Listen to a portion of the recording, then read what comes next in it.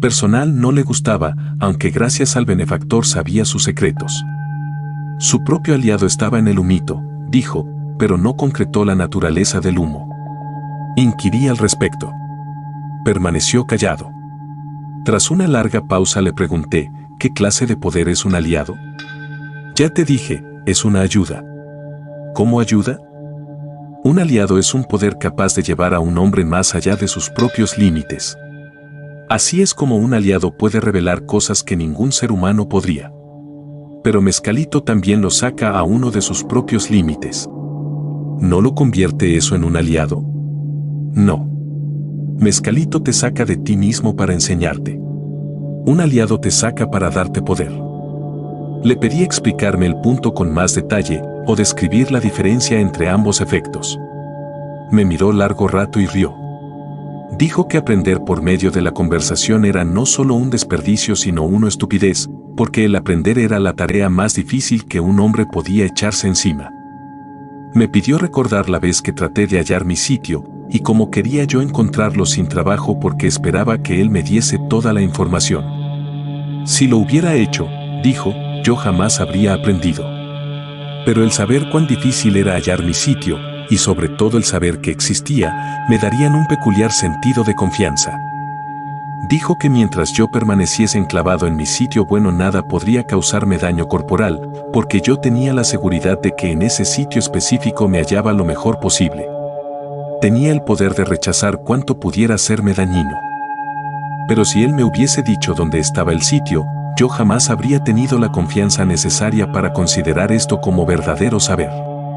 Así, saber era ciertamente poder.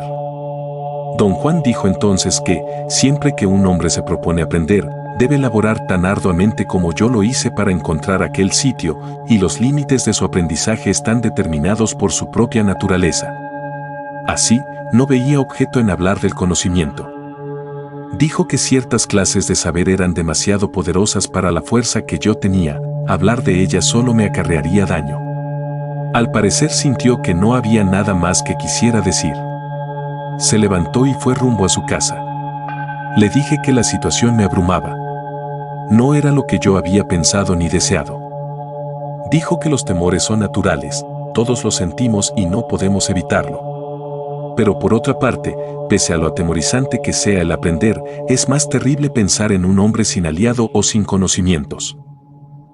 Pasaron más de 2 años entre el tiempo en que don Juan decidió instruirme acerca de los poderes aliados y el tiempo en que me consideró listo para aprender sobre ellos en la forma pragmática y partícipe que él consideraba aprendizaje. En dicho lapso definió gradualmente las características generales de los dos aliados en cuestión. Me preparó para el corolario indispensable de todas las verbalizaciones y la consolidación de todas las enseñanzas, los estados de realidad no ordinaria. Al principio, se refería de un modo muy casual a los poderes aliados. Las primeras menciones, en mis notas, están intercaladas entre otros temas de conversación. Miércoles, 23 de agosto, 1961, la hierba del diablo, Toloache, era el aliado de mi benefactor. Podría haber sido también el mío, pero no me gustó. ¿Por qué no le gustó la hierba del diablo, don Juan? Tiene una desventaja seria.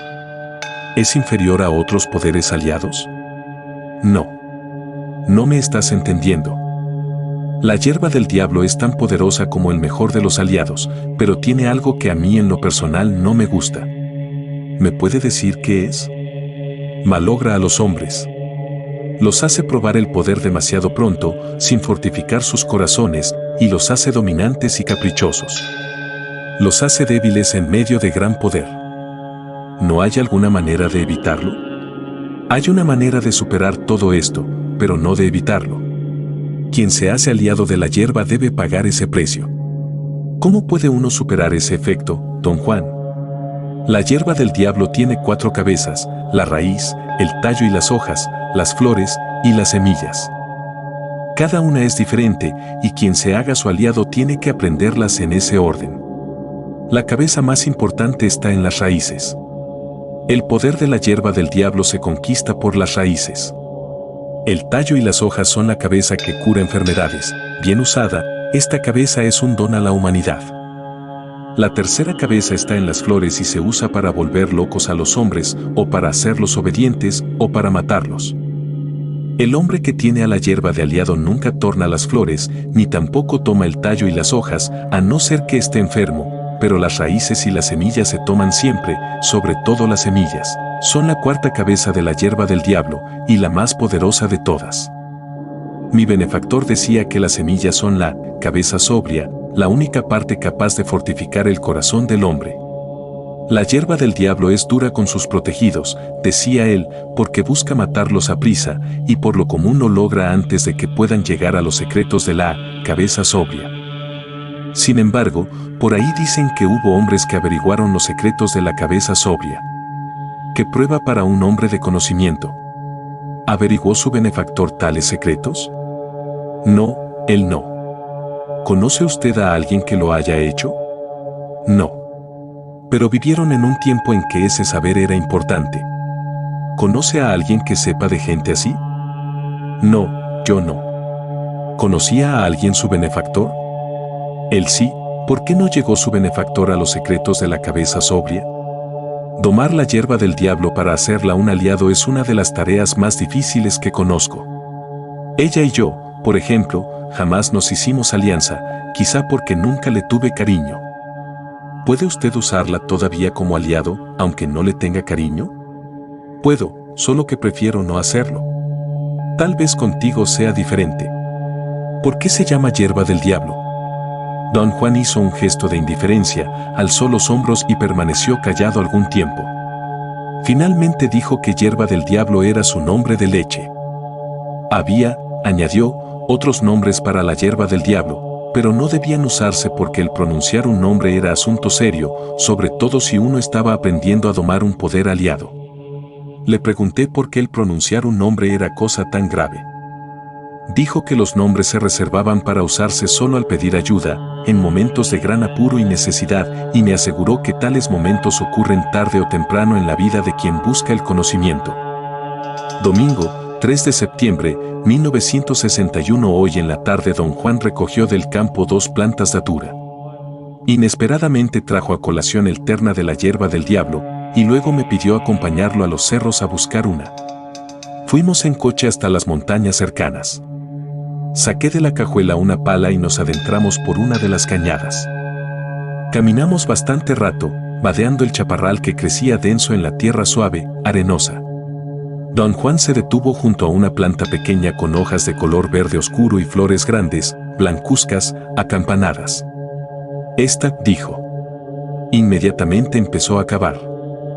Traté de ayudarlo, pero él me rechazó con una vigorosa sacudida de cabeza y siguió cavando un hoyo circular en torno a la planta, un hoyo de forma cónica, hondo hacia el borde exterior, con un montículo en el centro del círculo. Dejando de cavar, se arrodilló cerca del tallo y limpió con los dedos la tierra suave en torno, descubriendo unos 10 centímetros de una raíz grande, tuberosa, bifurcada, cuyo grosor contrastaba marcadamente con el del tallo, que parecía frágil por comparación. Don Juan me miró y dijo que la planta era macho porque la raíz se bifurcaba desde el punto exacto en que se unía al tallo. Luego se levantó y echó a andar buscando algo. ¿Qué busca usted, don Juan? Quiero hallar un palo. Empecé a mirar en torno, pero él me detuvo. Tú no. Tú siéntate allí, señaló unas rocas como a 6 metros de distancia. Yo lo encontraré. Volvió tras un rato con una rama larga y seca. Usándola a manera de coa, aflojó cuidadosamente la tierra a lo largo de los 2 ramales divergentes de la raíz. Limpió en torno a ellos hasta una profundidad aproximada de medio metro. Cuanto más ahondaba, más apretada estaba la tierra, hasta el punto de ser prácticamente impenetrable a la vara. Dejó de cavar y se sentó a recobrar el aliento. Me senté junto a él. Pasamos largo rato sin hablar. ¿Por qué no la saca usted con la pala? Pregunté. Podría cortar y dañar a la planta. Tuve que conseguirme un palo de este sitio para que así, en caso de pegarle a la raíz, el daño no fuera tanto como el que haría una pala o un objeto extraño. ¿Qué clase de palo trajo usted? Cualquier rama seca de palo verde es buena. Si no hay ramas secas, tienes que cortar una fresca. ¿Pueden usarse las ramas de cualquier otro árbol? Ya te dije, solo de palo verde y de ningún otro. ¿Por qué, don Juan? Porque la hierba del diablo tiene muy pocos amigos y el palo verde es el único árbol de por aquí que se lleva bien con ella, lo único que prende. Si dañas la raíz con una pala, no crecerá cuando la vuelvas a plantar, pero si la lastimas con un palo de esos, lo más probable es que ni lo sienta. ¿Qué va usted a hacer ahora con la raíz? Voy a cortarla. Debes dejarme. Vete a buscar otra planta y espera que te llame. ¿No quiere que lo ayude? Solo puedes ayudarme si te lo pido. Alejándome, empecé a buscar otra planta, combatiendo el fuerte deseo de rondar a hurtadillas y observar a don Juan. Tras un rato se me unió. Ahora vamos a buscar la hembra, dijo. ¿Cómo los distingue usted?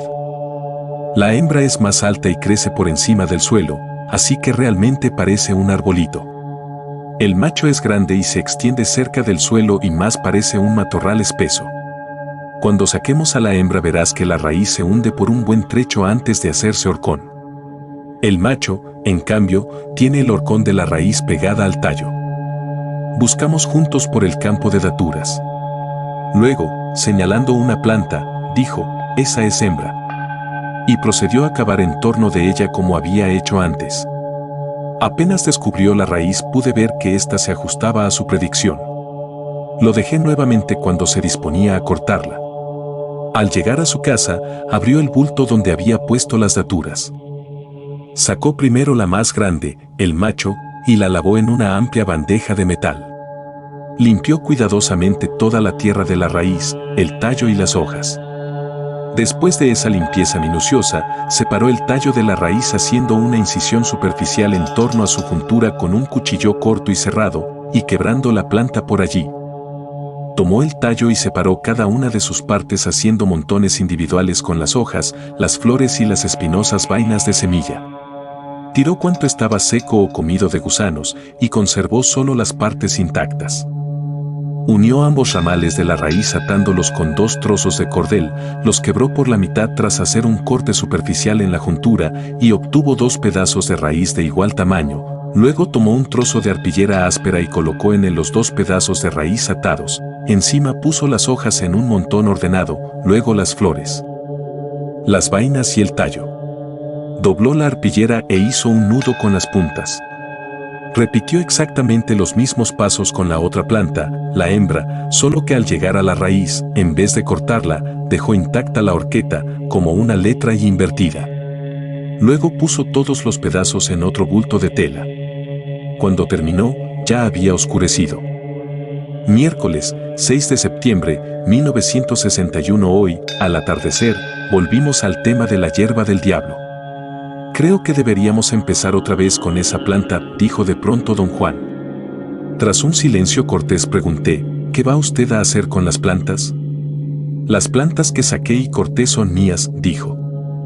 Es como si fueran yo mismo, con ellas voy a enseñarte la manera de domar a la hierba del diablo. ¿Cómo lo hará usted? La hierba del diablo se divide en partes. Cada parte es distinta, cada una tiene su propósito y su servicio únicos. Abrió la mano izquierda y midió sobre el piso desde la punta del pulgar hasta la del dedo anular.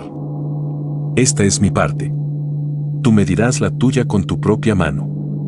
Ahora bien, para establecer dominio sobre la hierba del diablo, debes empezar por tomar la primera parte de la raíz. Pero como yo te he traído con ella, debes tomar la primera parte de la raíz de mi planta. Yo la he medido por ti, de modo que en realidad es mi parte la que debes tomar al principio. Entró en la casa y sacó uno de los bultos de arpillera. Se sentó y lo abrió. Advertí que era la planta macho. También noté que solo había un pedazo de raíz.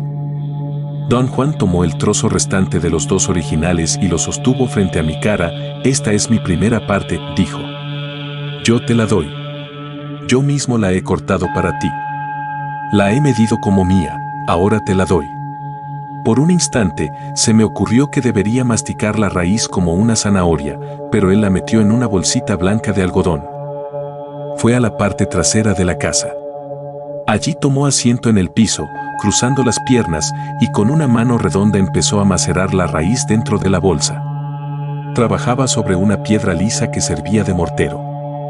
De vez en vez lavaba las dos piedras, conservando el agua en un pequeño recipiente plano, labrado en un trozo de madera. Al golpear cantaba, en forma muy suave y monótona, una cantilena ininteligible. Cuando hubo convertido la raíz en una pulpa blanda dentro de la bolsa, la colocó en el recipiente de madera. Volvió a meter allí el metate y la mano, llenó de agua la palangana y después la llevó a una especie de bebedero rectangular para cerdos colocado contra la cerca trasera. Dijo que la raíz debía remojarse toda la noche y tenía que dejarse afuera de la casa para que recibiera el sereno. Si mañana es día de sol y calor, será muy buena señal. Domingo, 1 grado de septiembre, 1961. El jueves, 7 de septiembre fue un día muy claro y caluroso. Don Juan parecía muy complacido con el buen augurio y repitió varias veces que probablemente yo le había caído bien a la hierba del diablo. La raíz se había remojado toda la noche y a eso de las 10 de la mañana fuimos detrás de la casa. Él sacó la palangana de la artesa, la puso en el suelo y se sentó al lado. Tomó la bolsa y la frotó contra el fondo. La alzó unos centímetros por encima del agua y la exprimió, para luego dejarla caer. Repitió los mismos pasos 3 veces más, luego desechó la bolsa, tirándola en la artesa, y dejó la palangana bajo el sol ardiente. Regresamos 2 horas después. Don Juan sacó una tetera de tamaño mediano, con agua amarillenta hirviendo. Ladeó la palangana con mucho tiento y vació el agua de encima, conservando el sedimento espeso acumulado en el fondo. Vació el agua hirviendo sobre el sedimento y dejó nuevamente la palangana en el sol. Esta secuencia se repitió 3 veces a intervalos de más de 1 hora. Finalmente, vació casi toda el agua de la palangana, inclinó esta a modo de que recibiera el sol del atardecer, y la dejó. Cuando regresamos horas después, estaba oscuro. En el fondo de la palangana había una capa de sustancia gomosa. Parecía almidón a medio cocer, blancuzco o gris claro. Había quizá toda una cucharada cafetera de esa sustancia. Don Juan llevó la palangana a la casa y mientras él ponía agua a hervir, yo quité trozos de tierra que el viento había echado en el sedimento. Se rió de mí. Ese poquito de tierra no le hace daño a nadie. Cuando el agua hervía, virtió poco más o menos una taza en la palangana. Era la misma agua amarillenta usada antes. Disolvió el sedimento formando una especie de sustancia lechosa. ¿Qué clase de agua es esa, don Juan? Agua de flores y frutas de la cañada. Vació el contenido de la palangana en un viejo jarro de barro que parecía florero. Todavía estaba muy caliente, de modo que sopló para enfriarlo. Tomó un sorbo y me pasó el jarro. «Bebe ya», dijo. Lo tomé automáticamente y sin deliberación bebí toda el agua. Era un poco amarga, aunque su amargor era apenas perceptible. Lo que resaltaba mucho era el olor acre del agua. Olía a cucarachas. Casi inmediatamente empecé a sudar. Me dio mucho calor y la sangre se me agolpó en las orejas. Vi una mancha roja delante de mis ojos y los músculos de mi estómago empezaron a contraerse en dolorosos retortijones. Tras un rato, aunque ya no sentía dolor, empecé a enfriarme, el sudor literalmente me empapaba. Don Juan me preguntó si veía negrura o manchas negras frente a mis ojos. Le dije que lo veía todo rojo, mis dientes castañeteaban a causa de un nerviosismo incontrolable que me llegaba en oleadas, como irradiando del centro de mi pecho. Luego me preguntó si tenía miedo. No encontraba yo sentido a sus preguntas. Le dije que obviamente tenía miedo, pero él me preguntó nuevamente si tenía miedo de ella. No comprendía a qué se refería y dije que sí. Él rió y dijo que yo no tenía miedo en realidad. Me preguntó si seguía viendo rojo. Todo lo que yo veía era una enorme mancha roja frente a mis ojos. Tras un rato me sentí mejor. Gradualmente desaparecieron los espasmos nerviosos, dejando solo un cansancio doliente, agradable y un intenso deseo de dormir. No podía tener los ojos abiertos, aunque aún oía la voz de don Juan. Me dormí. Pero la sensación de estar sumergido en un rojo profundo persistió toda la noche. Incluso soñé en rojo. Desperté el sábado, alrededor de las 3 de la tarde. Había dormido casi 2 días. Tenía una leve jaqueca y el estómago revuelto y dolores intermitentes, muy agudos, en los intestinos. A excepción de eso, todo era como un despertar ordinario. Encontré a don Juan dormitando frente a su casa. Me sonrió. Todo salió muy bien la otra noche, dijo. Viste rojo y eso es todo lo que importa. ¿Qué habría pasado si no hubiera visto rojo?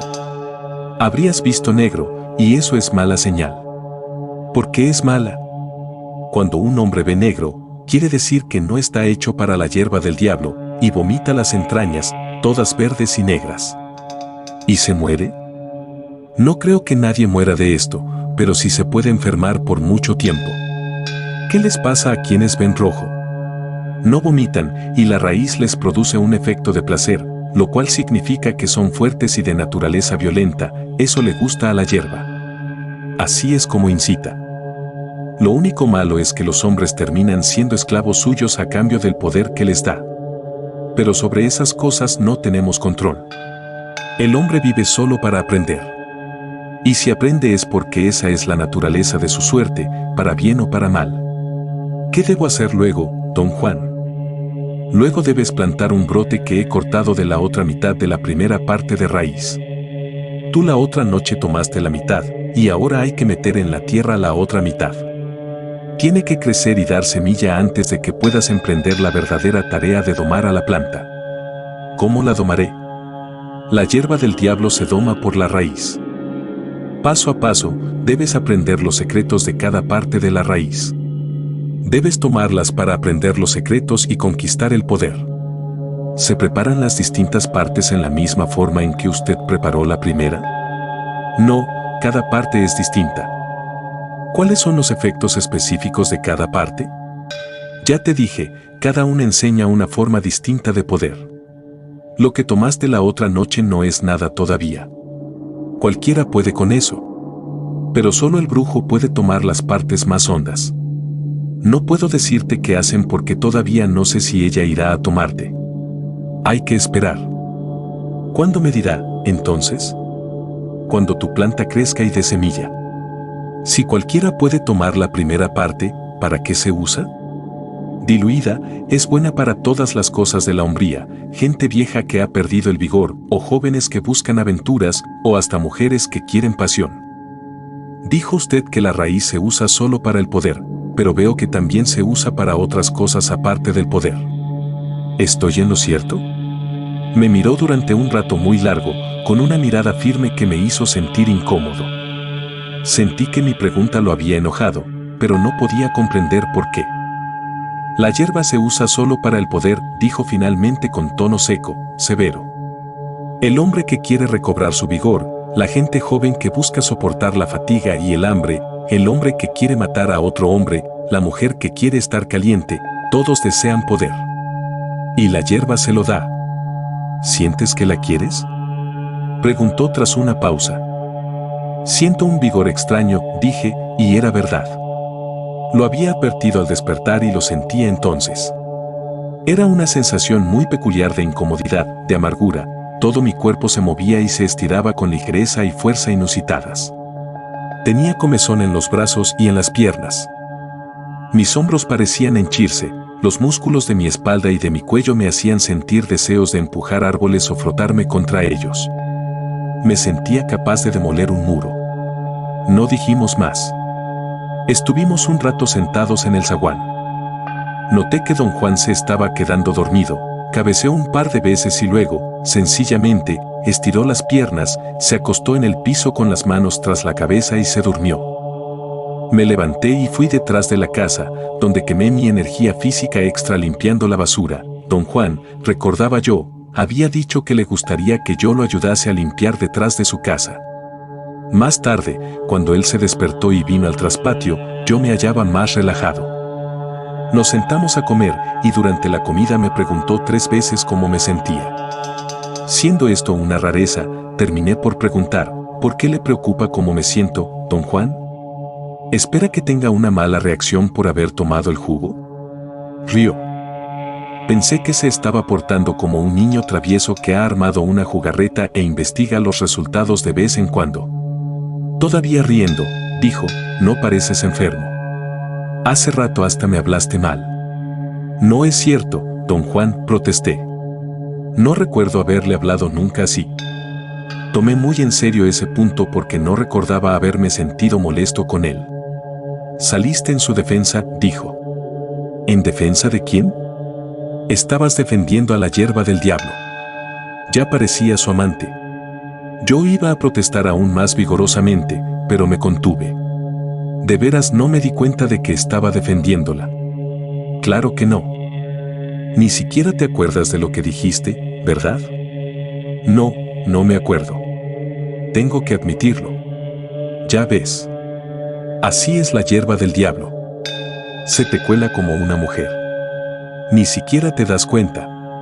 Todo lo que sabes es que te hace sentirte bien y con poder. Los músculos se hinchan de vigor, los puños dan comezón, las plantas de los pies arden por perseguir a alguien.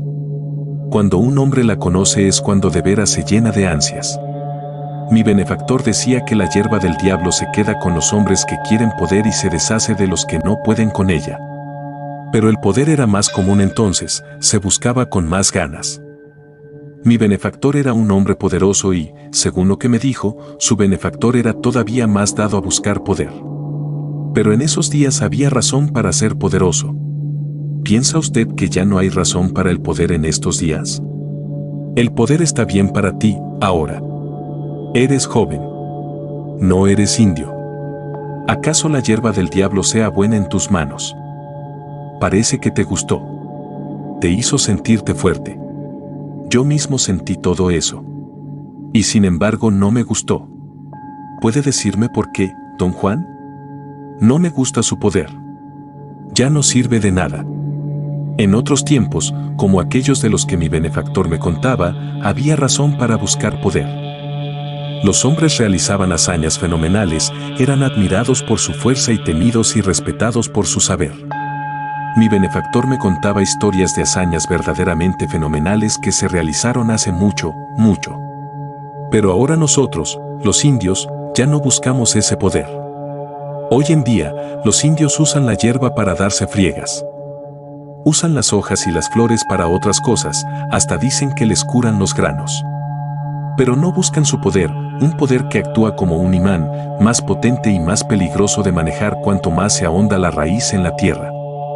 Cuando uno llega a los 4 metros, dicen que algunos han llegado, encuentra el sitio del poder permanente, poder sin fin. Muy pocos seres humanos han hecho esto en el pasado, y nadie lo hace hoy. Te lo digo, nosotros los indios ya no necesitamos el poder de la hierba del diablo. Creo que poco a poco hemos perdido el interés, y ahora el poder ya no importa. Yo mismo no lo busco, y sin embargo una vez, cuando tenía tu edad, también sentía por dentro su hinchazón. Me sentía como tú te sentiste hoy, solo que 500 veces más fuerte. Maté a un hombre con un solo golpe de mi brazo. Podía aventar peñascos enormes que ni 20 hombres podían mover. Una vez salté tan alto que tronché las copas de los árboles más altos. Pero todo eso fue de balde. Lo único que hacía era asustar a los indios, nada más a los indios. Los demás, que no sabían nada de eso, no lo creían. Veían un indio loco, o bien algo que se movía en las copas de los árboles. Estuvimos callados largo tiempo. Yo necesitaba decir algo. Era distinto cuando había gente en el mundo, prosiguió, gente que sabía que un hombre podía convertirse en león de montaña o en pájaro, o que un hombre podía volar así nomás. Por eso ya no uso la hierba del diablo. ¿Para qué? ¿Para asustar a los indios? Y lo vi triste, y una honda simpatía me llenó. Quise decirle algo, aunque fuera una perogrullada, tal vez, don Juan, ese sea el destino de todos los hombres que quieren saber. Tal vez, dijo suavemente. Jueves, 23 de noviembre, 1961. Al llegar en el auto, no vi a don Juan sentado en su zaguán. Eso me pareció extraño. Lo llamé en voz alta y su nuera salió de la casa. Está adentro, dijo. Resultó que don Juan se había dislocado el tobillo varias semanas antes. Había hecho su propio enyesado remojando tiras de tela en una papilla de cacto y hueso molido. Las tiras, atadas estrechamente en torno del tobillo, habían formado al secarse un molde ligero, ajustado. Tenía la dureza del yeso, pero no su amplitud de volumen. ¿Cómo pasó?, pregunté. La nuera, una yucateca, que lo estaba atendiendo, me contestó, fue un accidente. Se cayó y casi se rompe el pie. Don Juan rió y esperó que la mujer saliera de la casa antes de responder. ¿Qué accidente ni qué nada? Tengo cerca una enemiga. La Catalina. Me empujó en un momento de debilidad y yo caí. ¿Por qué hizo eso ella? Porque quería matarme, por eso. ¿Estuvo aquí con usted? Sí. ¿Por qué la dejó entrar? Yo no la dejé. Ella entró volando, como dice. Es chanate. Y muy buena para eso. Me cogió desprevenido. Ha estado tratando de acabarme desde hace mucho. Esta vez anduvo muy cerca. ¿Dijo usted que es un chanate? Digo, ¿es la Catalina un pájaro? Ahí vas otra vez con tus preguntas. Es un chanate. Igual que yo soy un cuervo. ¿Soy un hombre o un pájaro? Soy un hombre que sabe cómo volverse pájaro. Pero hablando otra vez de la Catalina, es una bruja del demonio. Su intención de matarme es tan fuerte que a duras penas logré quitármela de encima. El chanate se metió hasta mi casa y no pude detenerlo. ¿Puede usted convertirse en pájaro, don Juan? Sí. Pero eso es algo que veremos después. ¿Por qué quiere matarlo? Oh, hay un viejo problema entre nosotros. Se pasó de la raya y ahora parece que tendré que acabar con ella antes de que ella acabe conmigo. ¿Va usted a usar brujería?, pregunté con gran expectación. No seas tonto. Ninguna brujería trabajaría contra ella. Tengo otros planes. Algún día te los diré. ¿Puede su aliado protegerlo de ella? No. El humito nada más me dice qué hacer. Luego yo debo protegerme solo. ¿Y Mezcalito? ¿Puede protegerlo de ella? No. Mezcalito es un maestro, no un poder que se use por motivos personales. ¿Y la hierba del diablo? Ya te dije que debo protegerme solo, siguiendo las indicaciones de mi aliado el humito. Y hasta donde yo sé, el humito puede hacer cualquier cosa. Si quieres saber de lo que sea, el humo te dice. Y no solo te da conocimiento, sino también los medios para proseguir. Es el aliado más maravilloso que un hombre pueda tener. ¿Es el humito el mejor aliado posible para todo el mundo? Todos nosotros no somos iguales. Muchos le tienen miedo y no lo tocan, ni siquiera se le acercan. El humito es como todo lo demás, no se hizo para todos nosotros. ¿Qué clase de humo es, don Juan? El humo de los adivinos. Había en su voz una reverencia perceptible, un estado de ánimo que yo nunca había notado anteriormente. Empezaré por decirte exactamente lo que me dijo mi benefactor cuando empezó a enseñarme acerca de él. Aunque en ese entonces, igual que tú ahora, yo no tenía modo de entender. La hierba del diablo es para los que quieren poder. El humito es para los que quieren observar y ver. Y en mi opinión, el humito no tiene rival. Una vez que un hombre entra en su campo, todos los otros poderes están a su disposición. Es magnífico. Y por supuesto, requiere una vida entera. Años nada más para familiarizarse con sus dos partes vitales, la pipa y la mezcla de fumar. La pipa me la dio mi benefactor y después de tantos años de acariciarla se ha vuelto mía. Se ha hecho a mis manos. Pasarla a tus manos, por ejemplo, será una verdadera faena para mí y una gran hazaña para ti, si salimos con bien. La pipa sentirá la tensión de que alguien más la manosee, y si alguno de nosotros comete un error no habrá manera de evitar que la pipa se parta sola por su propia fuerza o se escape de nuestras manos para romperse, aunque se caiga en un montón de paja. Si eso llega a suceder, será el fin de los dos. Sobre todo el mío. El humito se volvería contra mí en formas increíbles. ¿Cómo podría volverse contra usted si es su aliado? Mi pregunta pareció alterar el curso de sus pensamientos. Pasó largo rato sin hablar. La dificultad de los ingredientes prosiguió de súbito hacia la mezcla de fumar, una de las sustancias más peligrosas que conozco. Nadie puede prepararla sin que le enseñen. Es veneno mortal para cualquiera que no sea el protegido del humito. La pipa y la mezcla deben tratarse con extremo cuidado.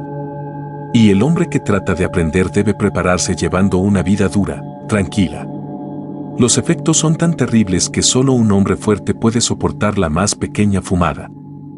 Al principio todo es aterrador y confuso, pero cada fumada define más las cosas. Y de pronto el mundo se abre de nuevo.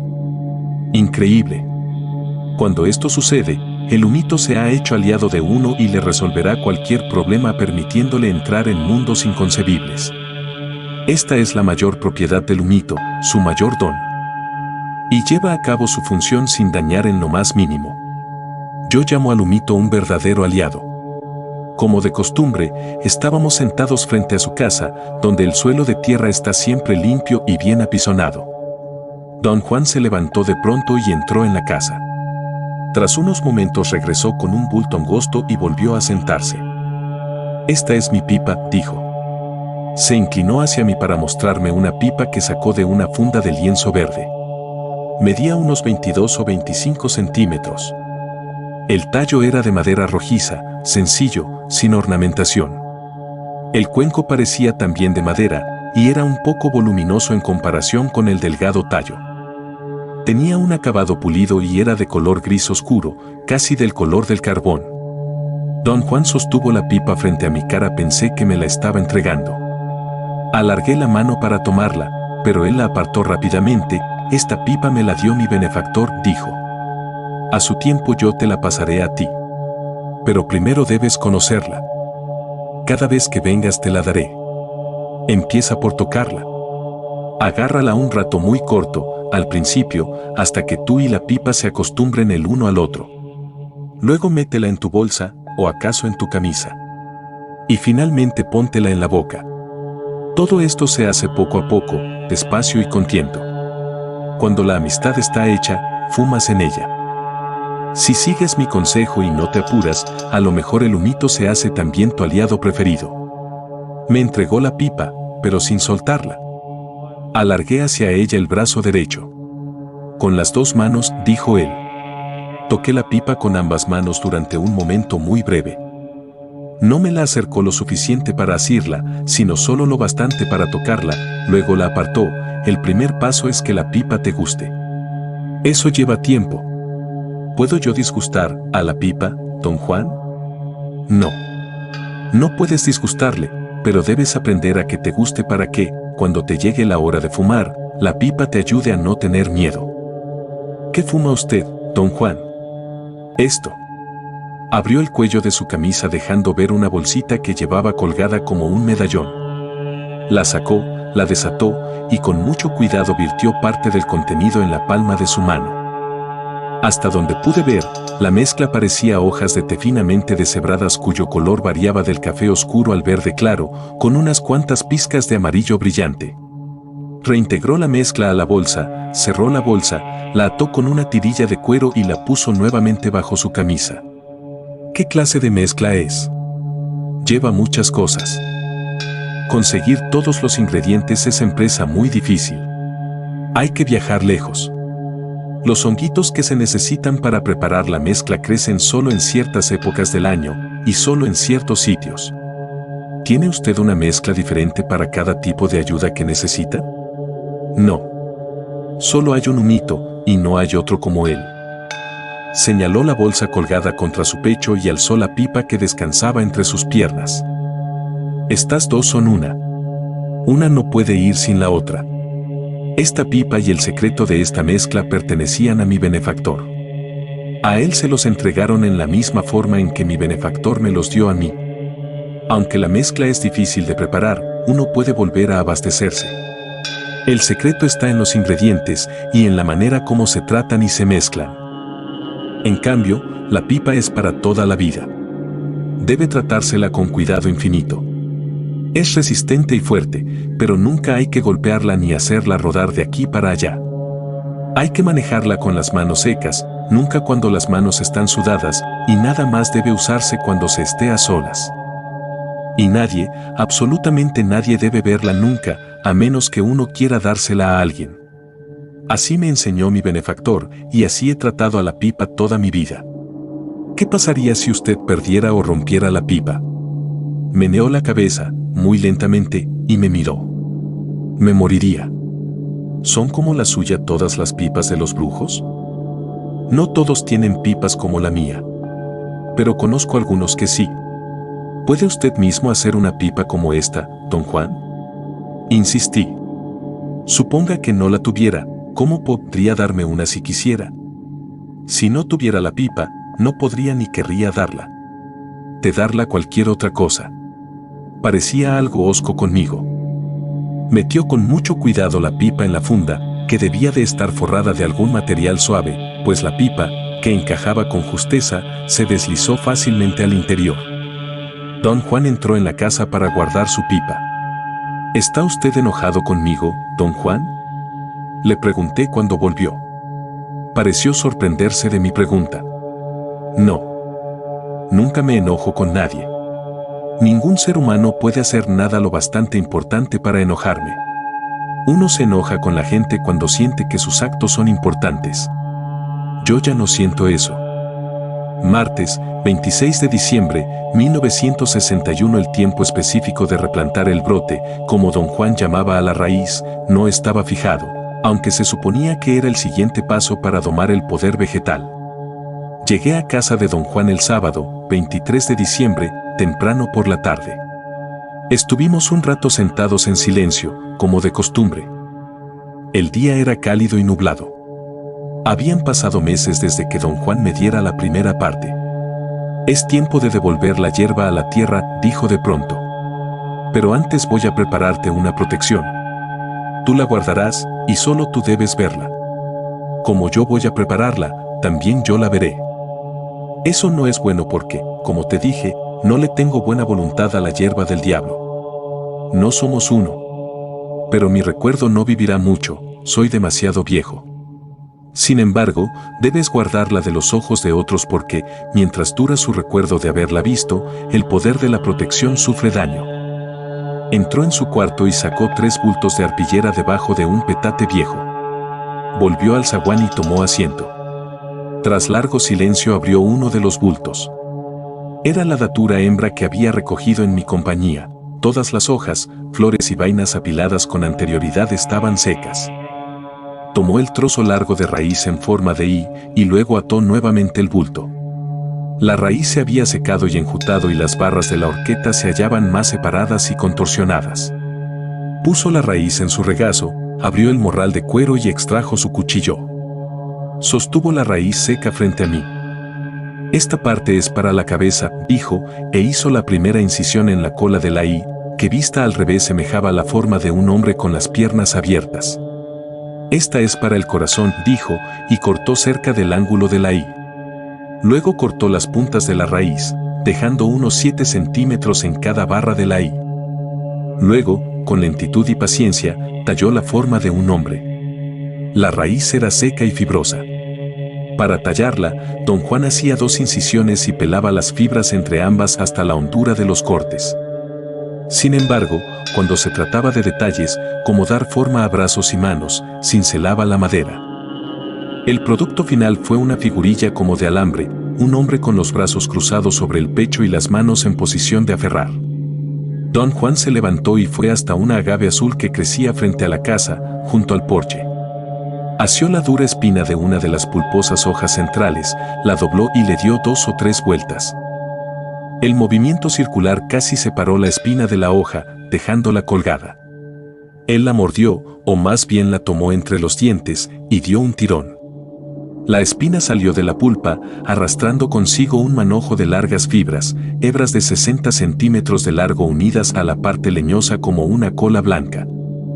Aún sosteniendo la espina con los dientes, don Juan trenzó las fibras entre las palmas de sus manos e hizo un cordel que ató alrededor de las piernas de la figurilla, para juntarlas.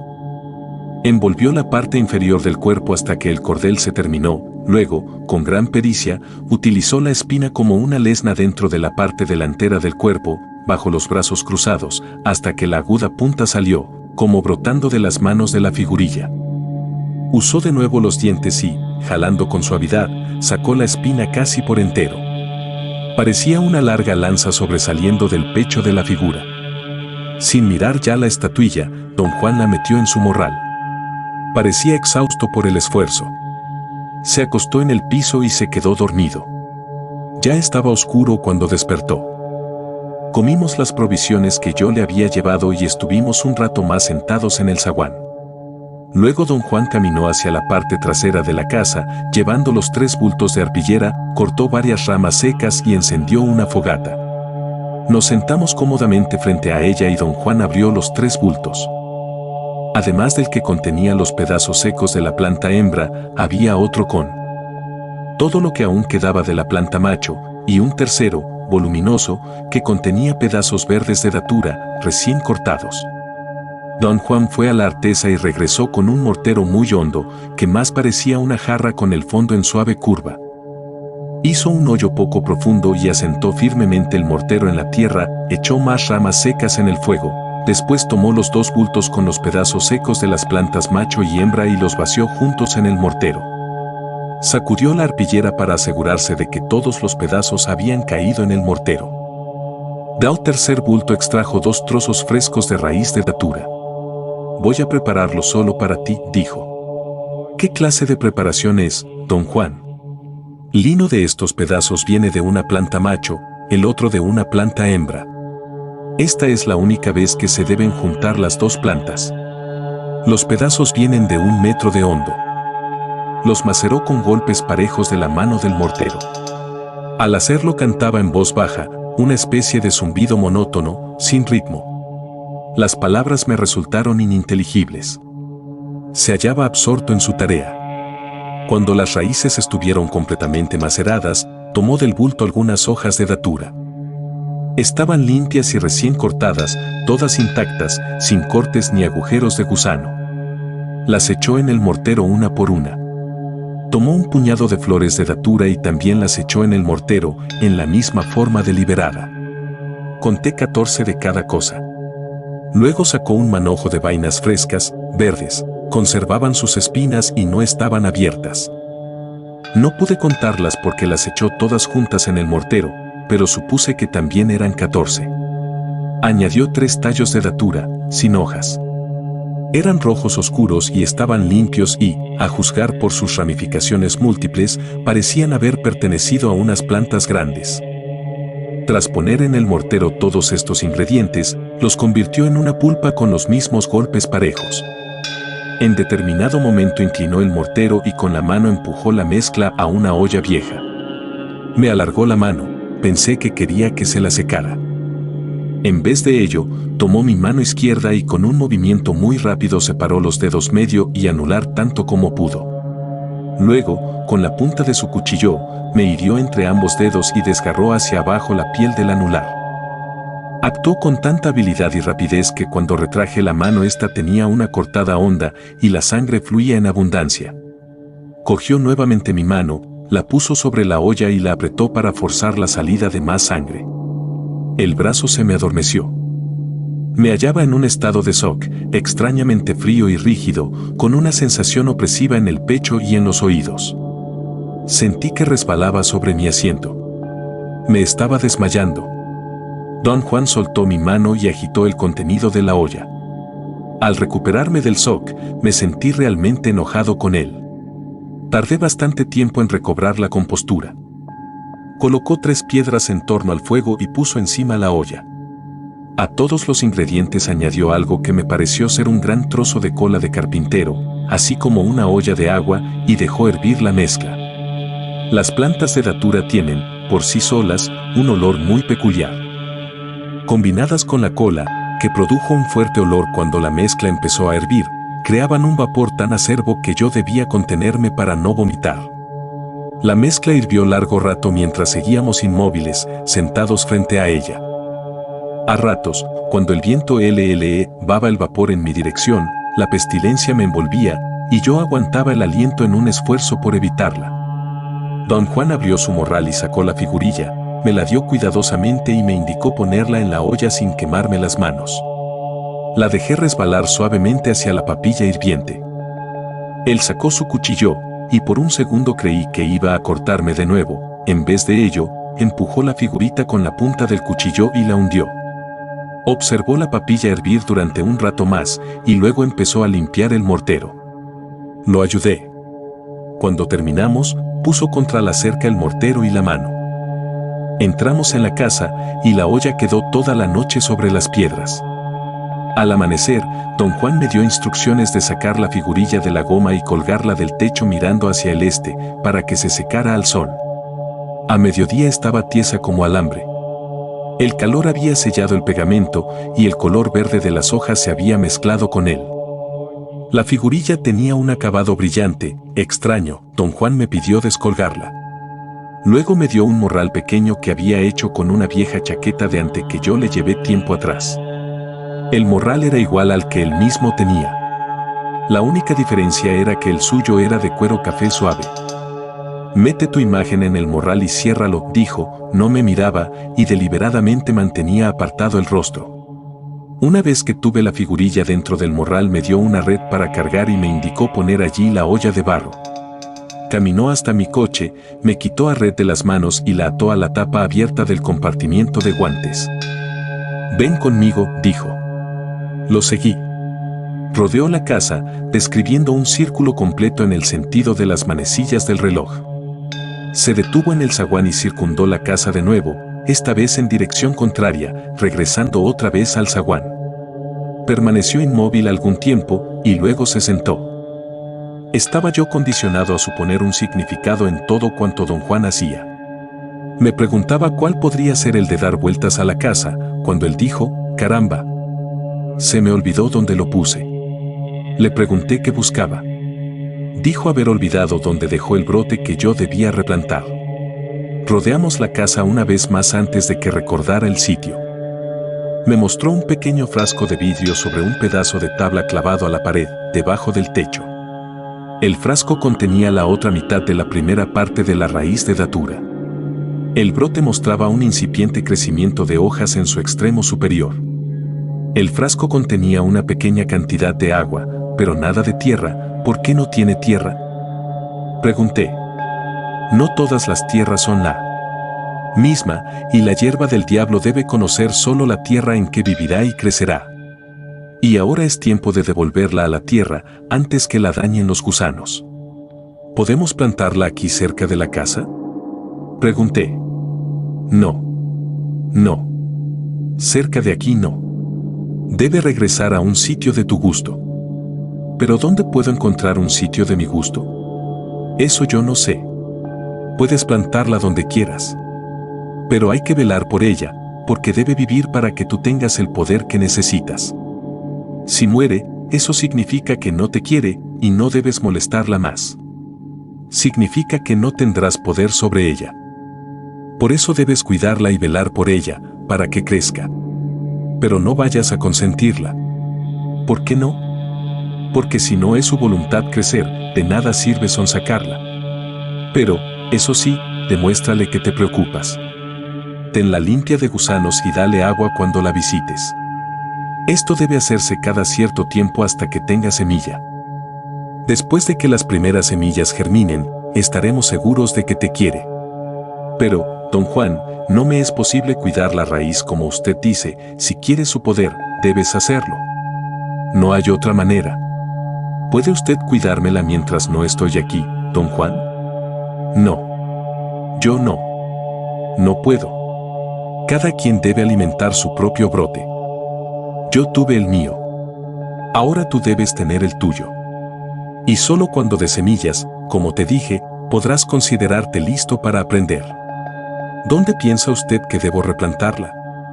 Eso es para que tú solo lo decidas. Y nadie debe saber el lugar, ni siquiera yo. Así es como hay que replantar. Nadie, pero nadie, puede saber dónde está tu planta. Si un extraño te sigue, o te ve, toma el brote y corre para otro lado. Cualquiera podría causarte un daño como no te imaginas con solo manosear el brote. Podría lisiarte o matarte. Por eso ni siquiera yo debo saber dónde está tu planta. Me alargó el frasquito con el brote. Agárralo ya. Lo tomé. Entonces me llevó casi a rastras a mi coche. Ahora debes irte. Ve y escoge el sitio donde replantarás el brote. Escarba un agujero hondo en tierra blanda, junto a un lugar con agua. Acuérdate, tiene que estar cerca del agua para crecer. Haz el agujero con las puras manos, aunque sangren. Pon el brote en el centro del agujero y haz un pilón alrededor, luego remójalo con agua. Cuando el agua se hunda, llena el hoyo con tierra blanda. Después escoge un sitio a 2 pasos del brote, en esa dirección, señaló hacia el sureste. Haz allí otro agujero hondo, también con las manos, y tira en él lo que hay en la olla. Luego quiebra la olla y entiérrala hondo en otro lugar, lejos del sitio donde está tu brote. Cuando hayas enterrado la olla, regresa con tu brote y riégalo otra vez. Entonces saca tu imagen, sosténla entre los dedos donde está la cortada y, parad, en el sitio donde enterraste la cola, toca apenas el brote con la punta de la aguja. Da 3 vueltas al brote, parándote cada vez en el mismo sitio a tocarlo.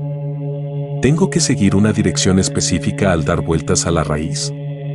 Cualquier dirección es buena. Pero debes siempre recordar en qué dirección enterraste la cola y qué dirección tomaste al rodear el brote. Toca apenitas el brote con la punta todas las veces menos la última, entonces la clavas hondo.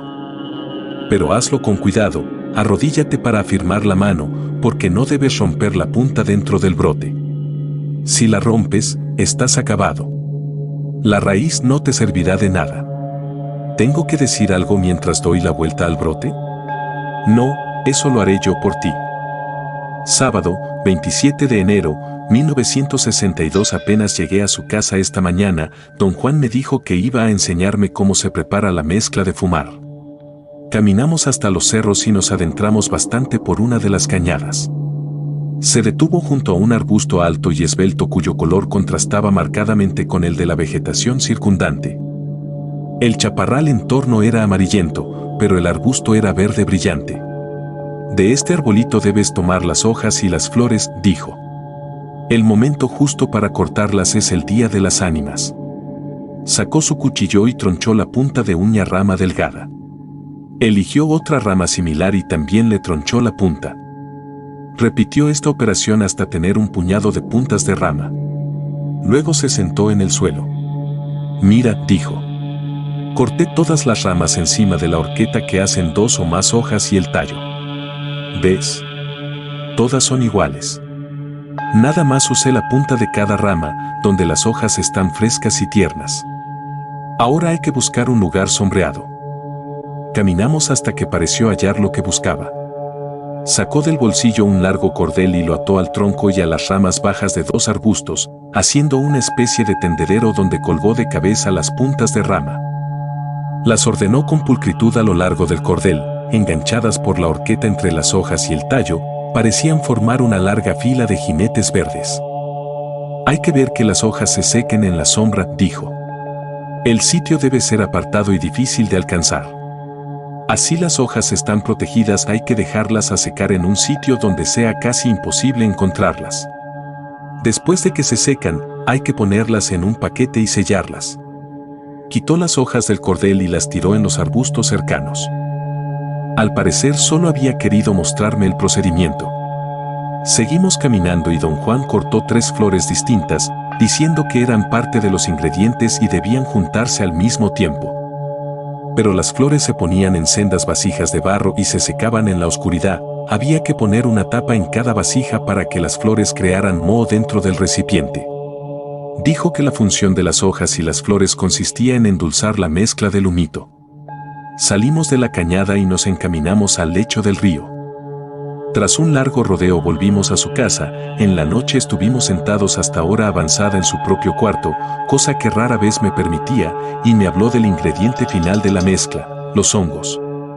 El verdadero secreto de la mezcla está en los honguitos, dijo. Son el ingrediente más difícil de juntar. El viaje al sitio donde crecen es largo y peligroso, y seleccionar los buenos es todavía más arriesgado. Hay otras clases de hongos que crecen allí mismo y que no sirven, echan a perder a los buenos y se secan juntos. Requiere tiempo conocer bien los hongos, para no cometer un error. Hay daño grave si se usan los que no son, daño para el hombre y para la pipa. Sé de hombres que cayeron muertos por usar el humo sucio. En cuanto los honguitos se cortan, se meten en un guaje, así que no hay modo de revisarlos. ¿Ves? Hay que deshebrarlos para hacerlos pasar por el cuello del guaje. ¿Cómo se puede prevenir un error? Teniendo cuidado y sabiendo escoger. Te dije que es difícil. No cualquiera puede domar el humito, la mayoría de la gente ni siquiera hace el intento. ¿Cuánto tiempo se dejan los hongos dentro del guaje? 1 año. Todos los demás ingredientes también se sellan 1 año, luego se miden por partes iguales y se muelen por separado, hasta que quede un polvo muy fino. Los honguitos no necesitan molerse porque ellos solo se convierten en polvo finito, nada más hay que desmoronar los trozos. 4 partes de hongos se añaden a una parte de todos los demás ingredientes juntos. Luego se mezclan y se ponen en una bolsa como la mía, señaló el saquito colgado bajo su camisa. Entonces todos los ingredientes se juntan otra vez y cuando se han puesto a secar ya estás listo para fumar la mezcla que acabas de preparar. En tu caso, fumarás el año entrante. Y el año después de ese, la mezcla será toda tuya porque la habrás juntado solo. La primera vez que fumes, yo te encenderé la pipa. Fumas toda la mezcla del cuenco y esperas. El humito vendrá. Lo sentirás. Te dará libertad de ver todo cuanto quieras ver. Hablando con propiedad, es un aliado sin rival. Pero quien lo busque debe tener una intención y tina voluntad irreprochables. Las necesita, porque si no tiene intención u voluntad de volver, el humito no lo dejará. Y después, también, debe tener intención y voluntad de recordar lo que el humito le permita ver, de otro modo no será más que una mancha de niebla en su mente. Sábado, 8 de abril, 1962. En nuestras conversaciones, don Juan usaba a menudo la frase hombre de conocimiento, o se refería a ella, pero nunca explicaba qué quería decir. Inquirí al respecto. Un hombre de conocimiento es alguien que ha seguido de verdad las penurias de aprender, dijo. Un hombre que, sin apuro, sin vacilación ha ido lo más lejos que pueden desenredar los secretos del poder y el conocimiento. ¿Puede cualquiera ser un hombre de conocimiento? No, no cualquiera. Entonces, ¿qué debe hacer un hombre para volverse hombre de conocimiento? Debe desafiar y vencer a sus 4 enemigos naturales. ¿Será un hombre de conocimiento tras derrotar a estos 4 enemigos? Sí. Un hombre puede llamarse hombre de conocimiento solo si es capaz de vencer a los 4. Entonces, ¿puede cualquiera que venza a estos enemigos ser un hombre de conocimiento? Todo el que los venza se convierte en un hombre de conocimiento. ¿Pero hay requisitos especiales que un hombre debe cumplir antes de luchar con estos enemigos? No hay requisitos. Cualquiera puede tratar de llegar a ser hombre de conocimiento, muy pocos llegan a serlo, pero eso es natural. Los enemigos que un hombre encuentra en el camino para llegar a ser un hombre de conocimiento son de veras formidables, de verdad poderosos, y la mayoría, pues, se pierde. ¿Qué clase de enemigos son, don Juan? Se negó a hablar de los enemigos. Dijo que pasaría largo tiempo antes de que el tema tuviera algún sentido para mí. Traté de mantener vivo ese tema y le pregunté si pensaba que yo podía volverme hombre de conocimiento. Dijo que nadie podía decir eso de seguro. Pero yo insistí en preguntar si había algunas pistas que él pudiera usar para determinar si yo tenía o no oportunidad de convertirme en un hombre de conocimiento. Dijo que dependería de mi batalla contra los 4 enemigos, de si podía yo vencerlos o salía vencido, pero que era imposible predecir el resultado de esa lucha. Le pregunté si podía usar brujería o adivinación para ver el desenlace de la batalla. Dijo terminantemente que los resultados de la contienda no podían anticiparse por ningún medio, porque volverse hombre de conocimiento era cosa temporal. Cuando le pedí explicar este punto, replicó: ser hombre de conocimiento no tiene permanencia. Uno no es nunca en realidad un hombre de conocimiento. Más bien, uno se hace hombre de conocimiento por un instante muy corto, después de vencer a las 4 enemigos naturales.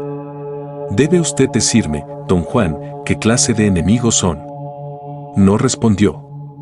Insistí de nuevo, pero él abandonó el tema y se puso a hablar de otra cosa. Domingo, 15 de abril, 1962. Cuando me disponía a partir, decidí preguntarle una vez más por los enemigos de un hombre de conocimiento. Aduje que no podría regresar en algún tiempo y ser la buena idea escribir lo que él dijese y meditar en ello mientras estaba fuera. Titubeó un rato, pero luego comenzó a hablar. Cuando un hombre empieza a aprender, nunca sabe lo que va a encontrar. Su propósito es deficiente, su intención es vaga.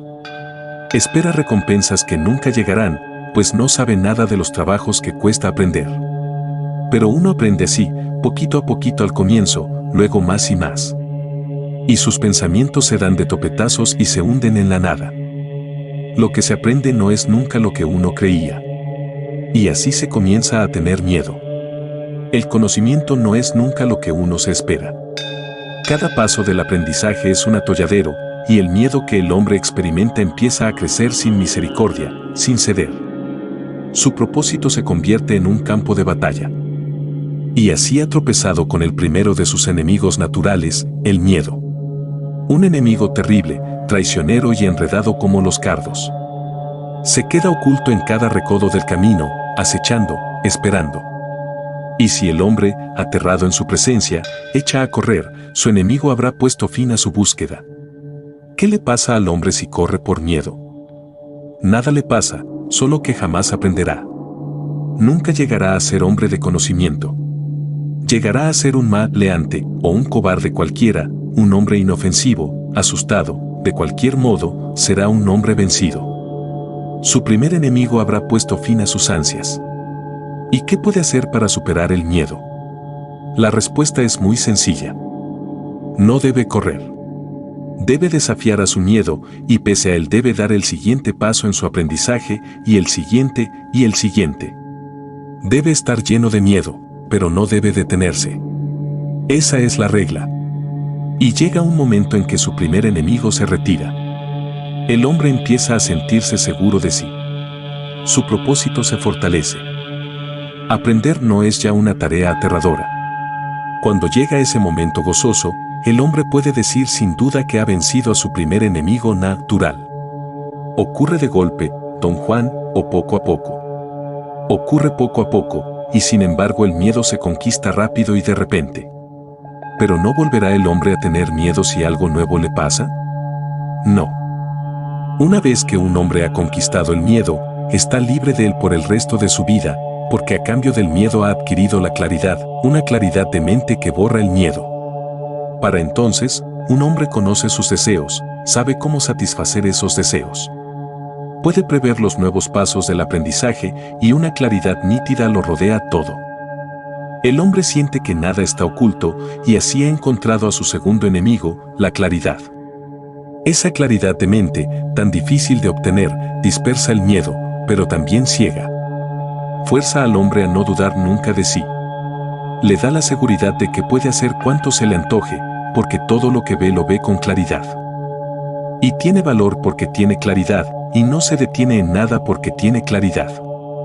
Pero todo eso es un error, es como si viera algo claro pero incompleto. Si el hombre se rinde a esa ilusión de poder, ha sucumbido a su segundo enemigo y será torpe para aprender. Se apurará cuando debía ser paciente, o será paciente cuando debería apurarse. Y tonteará con el aprendizaje, hasta que termine incapaz de aprender nada más. ¿Qué pasa con un hombre derrotado en esa forma, don Juan? ¿Muere en consecuencia?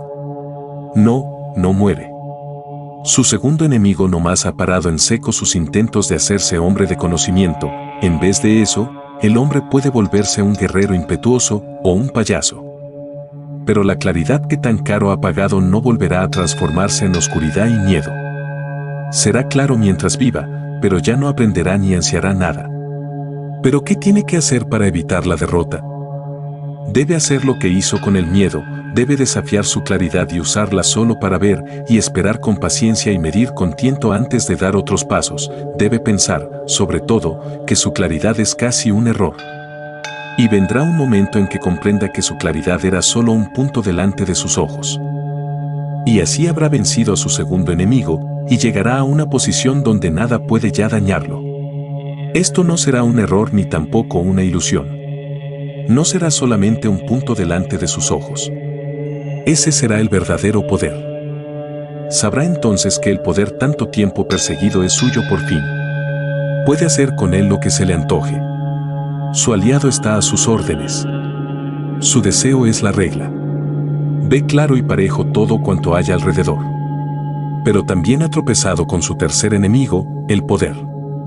El poder es el más fuerte de todos los enemigos. Y naturalmente, lo más fácil es rendirse. Después de todo, el hombre es de veras invencible. Él manda, empieza tomando riesgos calculados y termina haciendo reglas, porque es el amo del poder. Un hombre en esta etapa apenas advierte que su tercer enemigo se cierne sobre él. Y de pronto, sin saber, habrá sin duda perdido la batalla. Su enemigo lo habrá transformado en un hombre cruel, caprichoso. ¿Perderá su poder? No, nunca perderá su claridad ni su poder. ¿Entonces qué lo distinguirá de un hombre de conocimiento? Un hombre vencido por el poder muere sin saber realmente cómo manejarlo. El poder es solo un carga sobre su destino. Un hombre así no tiene dominio de sí mismo, ni puede decir cómo ni cuándo usar su poder. ¿La derrota a manos de cualquiera de estos enemigos es definitiva? Claro que es definitiva. Cuando uno de estos enemigos vence a un hombre, no hay nada que hacer. ¿Es posible, por ejemplo, que el hombre vencido por el poder vea su error y se corrija? No. Una vez que un hombre se rinde, está acabado. Pero si el poder lo ciega temporalmente y luego él lo rechaza, eso quiere decir que la batalla sigue. Quiere decir que todavía está tratando de volverse hombre de conocimiento. Un hombre está vencido solo cuando ya no hace la lucha y se abandona. Pero entonces, don Juan, es posible que un hombre se abandone al miedo durante años, pero finalmente lo conquiste. No, eso no es cierto. Si se rinde al miedo nunca lo conquistará, porque se asustará de aprender y no volverá a hacer la prueba. Pero si trata de aprender durante años, en medio de su miedo, terminará conquistándolo porque nunca se habrá abandonado a él en realidad. ¿Cómo puede vencer a su tercer enemigo, don Juan? Tiene que desafiarlo, con toda intención. Tiene que llegar a darse cuenta de que el poder que aparentemente ha conquistado no es nunca suyo en verdad. Debe tenerse a raya a todas horas, manejando con tiento y con fe todo lo que ha aprendido. Si puede ver que, sin control sobre sí mismo, la claridad y el poder son peores que los errores, llegará a un punto en el que todo se domina. Entonces sabrá cómo y cuándo usar su poder. Y así habrá vencido a su tercer enemigo. El hombre estará, para entonces, al fin de su travesía por el camino del conocimiento y casi sin advertencia tropezará con su último enemigo, la vejez. Este enemigo es el más cruel de todos, el único al que no se puede vencer por completo, el enemigo al que solamente podrá ahuyentar por un instante. Este es el tiempo en que un hombre ya no tiene miedos, ya no tiene claridad impaciente, un tiempo en que todo su poder está bajo control, pero también el tiempo en el que siente un deseo constante de descansar. Si se rinde por entero a su deseo de acostarse y olvidar, si se arrulla en la fatiga, habrá perdido el último asalto, y su enemigo lo reducirá a una débil criatura vieja. Su deseo de retirarse vencerá toda su claridad, su poder y su conocimiento. Pero si el hombre se sacude el cansancio y vive su destino hasta el final, puede entonces ser llamado hombre de conocimiento, aunque sea tan solo por esos momentitos en que logra ahuyentar al último enemigo, el enemigo invencible. Esos momentos de claridad, poder y conocimiento son suficientes. 4. Don Juan casi nunca hablaba abiertamente de Mescalito. Cada vez que yo lo interrogaba sobre el tema se negaba a contestar, pero siempre decía lo suficiente para crear una impresión de Mescalito, impresión que siempre era antropomórfica. Mescalito era masculino, no solo por el género gramatical de su nombre, sino también por sus constantes cualidades de ser protector y maestro. Don Juan reafirmaba estas características en formas diversas cada vez que hablábamos. Domingo, 24 de diciembre, 1961. La hierba del diablo nunca ha protegido a nadie. Solo sirve para dar poder. Mescalito, en cambio, es manso, como un niñito. Pero dijo usted que Mescalito es a veces aterrador. Claro que es aterrador, pero una vez que lo conoces es manso y bondadoso. ¿Cómo muestra su bondad? Es un protector y un maestro. ¿Cómo protege? Puedes guardarlo contigo a toda hora y él verá que nada malo te ocurra. ¿Cómo puede uno guardarlo consigo a toda hora? En una bolsita, amarrada con un cordón debajo del brazo o alrededor del cuello. ¿Lo tiene usted consigo? No, porque yo tengo un aliado. Pero otra gente sí. ¿Qué enseña? Enseña a vivir como se debe. ¿Cómo enseña? Enseña las cosas y te dice lo que son. ¿Cómo? Tendrás que ver por ti mismo. Martes, 30 de enero, 1962. ¿Qué ve usted cuando Mezcalito lo lleva consigo, don Juan? De esas cosas no se platica. No puedo decirte eso. ¿Le pasaría algo malo si me dijera? Mezcalito es un protector manso y bueno, pero eso no quiere decir que pueda uno burlarse de él. Por ser un protector bueno también puede ser el horror mismo para los que no le gustan. No quiero burlarme de él. Solo quiero saber qué hace hacer o ver a otras personas. Yo le describí a usted todo cuanto Mezcalito me hizo ver, don Juan. Contigo es diferente, a lo mejor porque no conoces sus modos. Hay que enseñarte sus modos como se enseña a caminar a un niño. ¿Cuánto tiempo más hay que enseñarme? Hasta que él mismo empiece a tener sentido para ti. ¿Y entonces? Entonces comprenderás solo. Ya no tendrás que decirme nada. ¿Puede usted decirme solamente a dónde lo lleva Mezcalito? No puedo hablar de eso. Nada más quiero saber si hay otro mundo al cual lleva a la gente. ¿Hay? ¿Es el cielo? Te lleva a través del cielo. Quiero decir, ¿es el cielo donde está Dios? Ya te estás haciendo el pendejo. No sé dónde está Dios. ¿Es, Mezcalito, Dios el único Dios? ¿O es uno de los dioses? Es solo un protector y un maestro. Es un poder. ¿Es un poder dentro de nosotros mismos? No. Mezcalito no tiene nada que ver con nosotros mismos. Está fuera de nosotros. Entonces todo el que vea a Mezcalito debe verlo en la misma forma. No, de ninguna manera. No es el mismo para todos. Jueves, 12 de abril, 1962. ¿Por qué no me dice más sobre Mezcalito, don Juan? No hay nada que decir. Ha de haber miles de cosas que yo debería saber antes de encontrarme de nuevo con él. No, a lo mejor para ti no hay nada que debas saber. Como ya te dije, no es el mismo para todos. Lo sé, pero de cualquier modo me gustaría saber qué opinan otros acerca de él. La opinión de aquellos que se preocupan por hablar de él no vale mucho. Ya verás. Lo más probable es que hables de él hasta cierto punto y de allí en adelante no vuelvas a mencionarlo. ¿Puede usted contarme de sus primeras experiencias? ¿Para qué? Así sabré cómo portarme con Mezcalito. Tú ya sabes más que yo, jugaste de verdad con él. Algún día verás cuán bueno fue contigo el protector. Estoy seguro de que esa primera vez te dijo muchas cosas, pero estabas sordo y ciego. Sábado, 14 de abril, 1962. ¿Toma Mezcalito cualquier forma cuando se muestra? Sí, cualquier forma. Entonces, ¿cuáles son las formas más comunes que usted conoce? No hay formas comunes. ¿Quiere usted decir, don Juan, que se aparece en cualquier forma hasta a los hombres que lo conocen bien? No. Se aparece en cualquier forma a los que apenas lo conocen un poco, pero para quienes lo conocen bien es siempre constante. ¿Cómo es constante? A veces se les aparece como un hombre, igual que nosotros, o como una luz. Nada más una luz. ¿Cambia alguna vez Mezcalito su forma permanente con quienes lo conocen bien? No que yo sepa. Viernes, 6 de julio, 1962. Don Juan y yo iniciamos un viaje el sábado, 23 de junio, al atardecer. Dijo que íbamos a buscar honguitos en el estado de Chihuahua. Dijo que sería un viaje largo y duro. Tenía razón. Llegamos a un pequeño pueblo minero en el norte de Chihuahua a las 10 de la noche del miércoles, 27 de junio. Caminamos desde el sitio donde estacioné el coche, en las afueras del pueblo, hasta la casa de sus amigos, un indio tarahumara y su esposa. Allí dormimos. A la mañana siguiente, el hombre nos despertó a eso de las 5. Nos llevó atole y frijoles. Tomó asiento y habló con don Juan mientras comíamos, pero nada dijo sobre nuestro viaje. Después del desayuno, el hombre puso agua en mi cantimplora y 2 panes de dulce en mi mochila.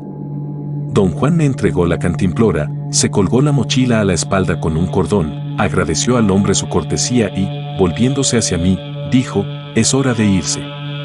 Anduvimos cosa de 1,5 kilómetros sobre el camino de tierra. Después cortamos a través de los campos y en 2 horas nos hallamos al pie de los cerros al sur del pueblo. Ascendimos las suaves laderas en dirección suroeste aproximada. Cuando llegamos a las pendientes más abruptas, don Juan cambió de dirección y seguimos hacia el este, sobre un valle alto. Pese a su edad avanzada, don Juan mantenía un paso tan increíblemente rápido que al mediodía yo estaba agotado por completo. Nos sentamos y él abrió el saco de pan. «Puedes comer todo si quieres», dijo, «¿y usted?». «No tengo hambre, y después no necesitaremos esta comida». Yo estaba muy cansado y hambriento y acepté su oferta. Sentí que aquel era un buen momento para hablar sobre el propósito de nuestro viaje, y como incidentalmente pregunté: «¿Piensa usted que nos quedaremos aquí mucho tiempo?». «Estamos aquí para juntar un poco de mezcalito». «Nos quedaremos hasta mañana». «¿Dónde está mezcalito?». «En todo alrededor». Cactos de muchas especies crecían en profusión por toda la zona, pero no pude ver peyote entre ellos. Echamos a andar de nuevo y a eso de las 3 llegamos a un valle largo y angosto, con empinadas colinas a los lados. Me sentía extrañamente excitado ante la idea de hallar peyote, que nunca había visto en su medio natural. Entramos en el valle, y hemos de haber caminado unos 120 metros cuando de pronto localicé 3 inconfundibles plantas de peyote. Estaban agrupadas unos centímetros por encima del terreno frente a mí, a la izquierda del sendero. Parecían rosas verdes redondas y pulposas. Corrí hacia ellas, señalándolas a don Juan. Él no me hizo caso y deliberadamente me dio la espalda al alejarse.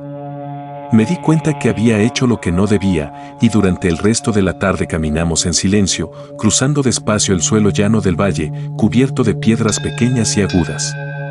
Pasábamos entre los cactos, espantando multitudes de lagartijas y a veces un pájaro solitario.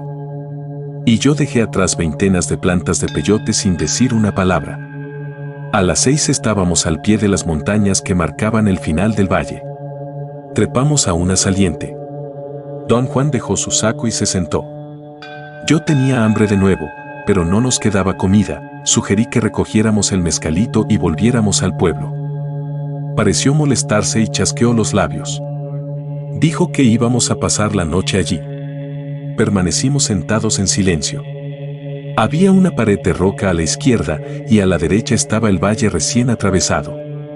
Se extendía una distancia considerable y parecía ser más ancho y menos llano de lo que yo pensaba. Desde esta perspectiva, se le veía lleno de cerritos y protuberancias. «Mañana echamos a andar de regreso», dijo don Juan sin mirarme y señalando el valle. Caminamos de vuelta y lo recogemos al cruzar el campo. Es decir, lo recogeremos solo cuando se nos presente en nuestro camino. Él nos encontrará y no al revés. Él nos encontrará, si quiere. Don Juan se reclinó contra el farallón y, con la cabeza vuelta hacia un lado, continuó hablando como si hubiera allí otra persona aparte de mí. «Otra cosa.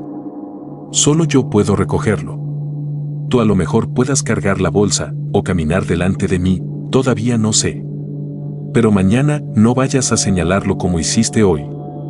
«Lo siento, don Juan». «Está bien. No sabías». ¿Le enseñó su benefactor todo esto sobre mezcalito? No. Nadie me ha enseñado sobre él. Mi maestro fue el mismo protector. ¿Entonces mezcalito es como una persona con quien se puede hablar? No, no es. ¿Entonces cómo enseña? Permaneció callado un rato. ¿Te acuerdas de la vez que jugaste con él? ¿Entendiste lo que quería decir, no? Sí. Así enseña. No lo sabías entonces, pero si le hubieras prestado atención te habría hablado. ¿Cuándo?